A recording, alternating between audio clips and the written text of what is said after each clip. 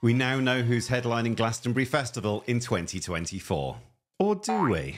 Because one newspaper has reported what they believe are the headliners, I don't think we can be too sure. And I'll tell you the real reason why these probably aren't the exact 3 headliners. So when you see something like this reported online, you would be forgiven for thinking that everything in it is true. However, here's a bit of a myth or a misunderstanding I think that comes with Glastonbury and all other festivals.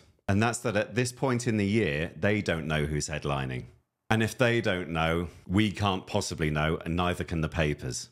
A band being able to play a festival comes down to a number of different criteria. Yes, they need to be available, but also they need to be in the right part of the world, and they may be waiting for a number of other things to happen first. Can they sell out more dates on their tour, for example? Do they want to sell out their tour before announcing that you can watch them for free on TV? Are they willing to do it for the money that's offered? Bands don't just play any offer they get, they negotiate, and it's well known that some well-known festivals pay a little bit less than others because of the exposure that bands playing them get. That process of negotiation, which could go to quite a late point in the year, needs to still happen. And for that reason, they may also be waiting for a better festival offer, money or exposure-wise, to come up.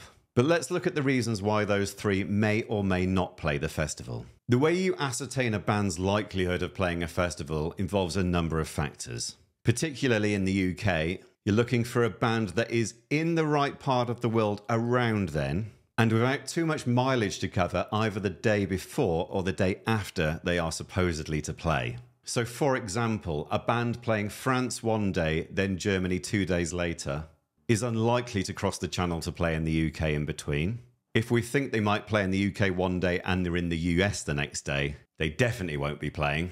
If they've done a number of dates in a row and they haven't had a day off, they're unlikely to do another one, and so on and so forth. Now for Madonna, she currently has gigs all the way up to April of 2024.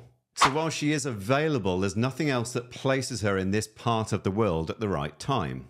Whereas, for example, if she was playing London or Bristol 2 days beforehand, that might be a little bit more suggestive. This isn't saying that she's not playing, by the way, she might do, but I'm just saying that the high likelihood isn't there. As for Coldplay, they look a little bit warmer, playing mainland Europe about a week before Glastonbury. So while they're not in the UK, that gives them enough time to cross the channel, potentially play a few UK gigs, and do the festival. And as for Dua Lipa, as of today, she's not playing anywhere at all next year, although of course that could change. But what is the biggest factor that tells us that right now these will not be the exact 3 headliners? The festival have come out and said so, and that's that.